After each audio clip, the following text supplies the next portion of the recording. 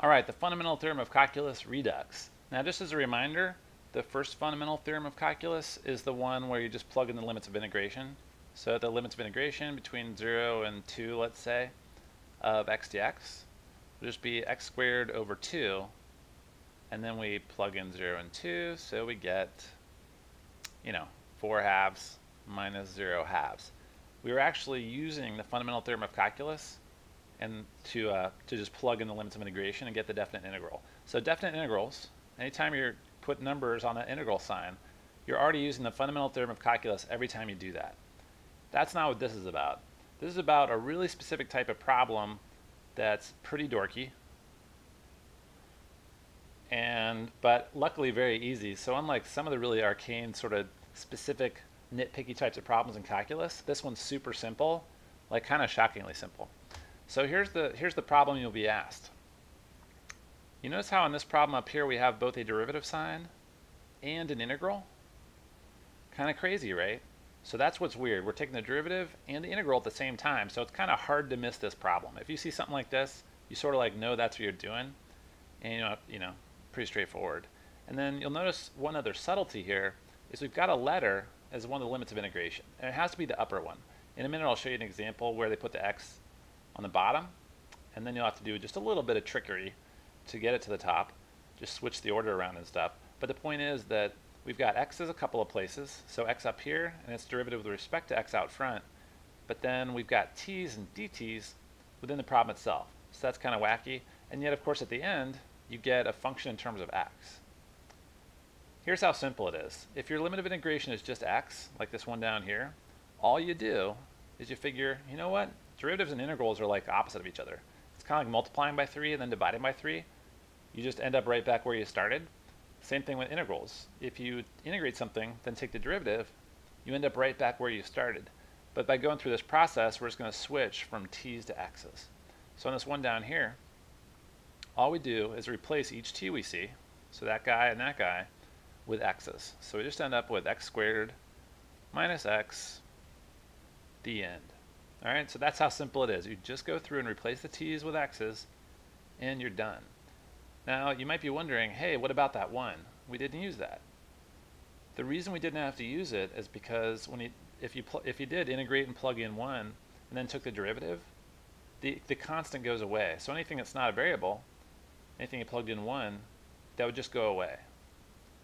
Same way that when you integrate and you get that plus c all the time, we talked about a long time ago in a video, we talked about how that integration constant, you sort of don't know what it is because it gets, when you take the derivative, it goes away.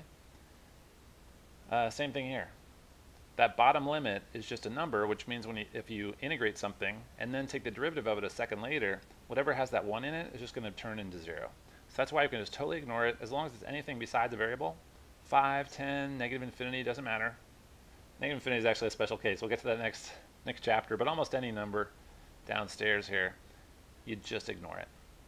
All right, so here's a couple of other basic ones. You'll notice in each of these cases, we've got x to the first power, no coefficients, no nothing, just plain old x.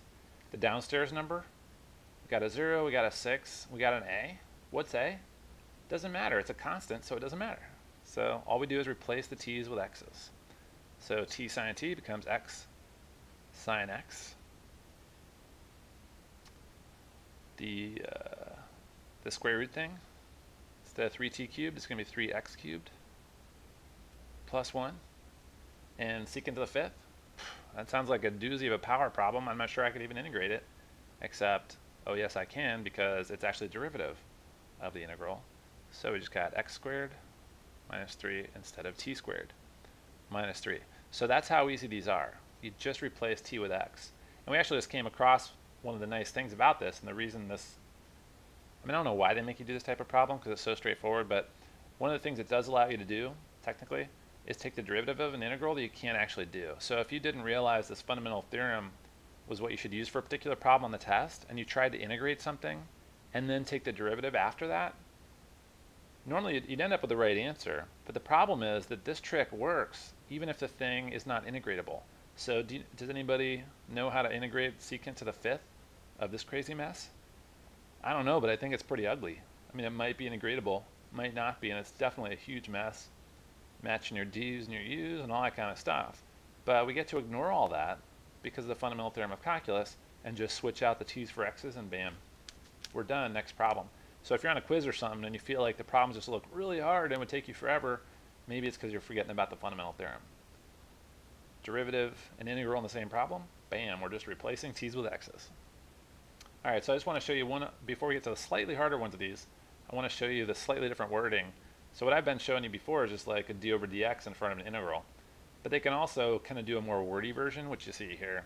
They'll give you, they'll just call something random like f of x. And you notice they use capital F usually. That's to sort of tip you off that it's the integrated version of f. Because you know how we usually use lowercase f of x for function. But a lot of times it's sort of like to give you a hint of what they're talking about. Math books will use capital F for the integral of lowercase f. So it doesn't mean anything technical. It's just that that's kind of a common pattern. So if you see a capital F ever, just be on your toes. That might be a hint as to how you can solve that problem. Anyway, so but ultimately this is the same thing. They've said that f of x is equal to this integral, and then they've given you, or they've asked for the derivative of that integral basically. So instead of saying, hey, give me the, just putting it all in one lump, like find the derivative of this, d over dx of this, they've instead said, hey, f of x equals the integral, but now they want the derivative of f of x, which means therefore the derivative of this integral. So once again, same story. It's just going to replace the t's with x's, and we're done. So we got 4, oops, not t, x to the 5th minus e to the 3x. Once again, you'll notice another big giveaway that this is how you should approach this problem, is that we have an x in the limit of integration. Obviously, in a normal integral problem, you've got numbers as your limits of integration. So that's the other big giveaway, is that we got an x up there. All right, so those are the basic ones where you just have to replace t with x. But check this one out. You know, everything can't be quite that easy, and it turns out there's sort of a chain rule version of this. Because you notice in all those previous ones, we always had x as the top limit. We never had x squared or 3x or 5x or anything like that. It just turns out that if you put something other than just plain old x up there, we basically got to use the chain rule. So here's the exact same problem.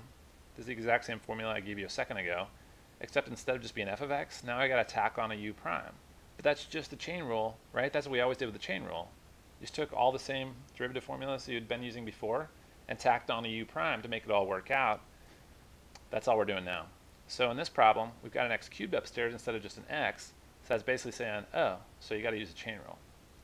So we're the first step is still the same. We're just going to replace t with the limit of integration. So we'll end up with cosine. Since we have an x cubed here, we just drop in an x cubed right there behind the cosine. You know, replacing this t with x cubed. And that's all there is to it. But then we got to multiply by u prime. And you'll notice that u is just the thing up here, that upper limit. So the derivative of x cubed is just 3x squared. And now you're done. So really it's not that bad at all. All you have to do is tack on your u prime at the end. So, pretty sweet. I enjoy an easy problem as much as the next guy. So, t cubed. So we got, you'll notice this is kind of a crazy limit of integration, sine x. But we don't really care what's up there. We're just going to say, hey, you know what, that's kind of u. So we replace t with sine x. So we got sine cubed of x. And then we got to multiply by the derivative of sine x, which is cosine x. And now we're done. Next one, we got a 3x upstairs. Once again, the bottom limit still doesn't matter. So those are just going to go away. Don't have to worry about them. And this one, we've got square root. So I got to replace t's with 3x. So this one's, the only trick here is that I have to replace, oops, that's 3x. I have to replace t with 3x and then square it, right? Because t is squared, which means the whole 3x has to be squared. So the one mistake you can make on this problem, basically, is to not put the 3x in parentheses. And then I got to multiply by the derivative of 3x, which is 3. And I'll just rewrite this a little bit, put that 3 out front so it's not confusing. And then I'll just square out my 3x to get 9x squared plus 5. I don't know where this x came from. Sorry about that. All right. Last one on this page, right before these get a little bit juicier.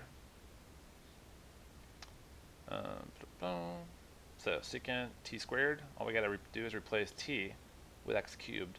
And this is another one. So it's t squared, so whatever t is, x cubed, we got to square that. And then of course we have to multiply by the derivative of that top limit. Derivative of x cubed is 3x squared. So we end up with secant of x to the 6th times 3x squared. Okay. Not horrible, right? Alright, so now there's the one little trick they can do, and I alluded to this earlier. They can mess with you a little bit. So in this fundamental theorem thing only works if x is up here, not if it's down here. But it turns out that is no big deal. All we have to do is just do a switcheroo. So recall that if you have an integral, if you just flip it over and basically switch the limits of integration, all that does is create a negative sign. So there's actually just going to be the negative integral from 3 to x of t cubed dt. And of course this is all, you know, prime, because we're taking the derivative of it. So now this just looks like exactly like all the other problems we did, where we just replaced t with a top limit. So it's got negative x cubed. Just replace the x in there, and then we keep the negative sign, of course. So negative x cubed, no sweat. Probably could have done that almost without switching them. But the point is, you need to know your properties. And this is called integral properties. If you're looking for the former video, the video from the last chapter about this. Alright, so this one's pretty much the same trick. The only subtlety is that instead of being x, it's x cubed, so we got to use the chain rule. But still, this is going to be the negative integral from 0 to x cubed of t squared plus 5. Oops, and I forgot my derivative again. So that's just going to be negative square root, and I just need to replace t with x cubed. So that's x cubed, and I got that squared because it was t squared plus 5, and I got to multiply by the chain rule, which is, again, u is x cubed, so that means we need a 3x squared right here. So that'll be a negative 3x squared. X cubed squared is x to the 6th plus 5. Alright. And here's the last subtlety they can pull on you. Just a little bit more busy work. But you'll notice in this one we have x in both limits of integration. So obviously we can't ignore either of them. And we haven't really covered what to do in this case. But basically we're going to use another limit property, which is, there's this, integral property. There's a limit property, integral property, which says basically that the integral from a to b, and we can look at this graphically, like if you're on the xy plane, you know, and here's your a and here's b. If we have some kind of like curve or whatever, you know how the integral from a to b is just the area under that curve. So if you integrate from a to b, like we're doing right here, that's really just taking the whole area under this curve between a and b. But there's this property that says, hey, you know what? The integral from a to b is really, if you want to, you could put a kind of random point c in between a and b. Call it a number, call it whatever, but the point is if you sort of stick a point between the two, the integral from a to b, which is this total area, is equal to the limit from a to c, the integral from a to c, plus the integral from c to b. So we're basically saying, hey, the limit from a to c, the integral from a to c is just this portion, and then c to b is just this portion. You know, just visually it's pretty obvious that those two integrals, that those two areas would add up to the original, just because basically all you did was take one chunk and break it into two chunks. And we're actually going to use that same trick on this one up here, because, you know, the fundamental theorem only tells us what to do if there's a number at the lower limit and an x or something as the upper limit. So what we're going to do is break this up, an integral from negative x to c,